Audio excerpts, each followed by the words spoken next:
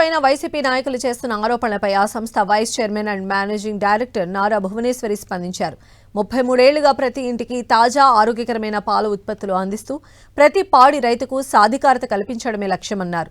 రైతుల సాధికారత, పారదర్శకత కోసం తమ సంస్థ పనిచేస్తుందని స్పష్టం చేశారు. 4 కోట్ల సంస్థగా ప్రారంభమై దాదాపు 4,000 కోట్ల సంస్థగా ఎదిగిన నాణ్యత విషయంలో ఎప్పుడూ రాజీ పడలేదని భువనేశ్వరి స్పష్టం చేశారు. అన్ని ఉత్పత్తులు 25% నాణ్యత పరీక్షలు దాటిన తర్వాతే కస్టమర్లకు చేరుతున్నాయని చెప్పారు. 500కు పైగా నిపుణులు ఈ ప్రమాణాలను పర్యవేక్షిస్తున్నారని పేర్కొన్నారు.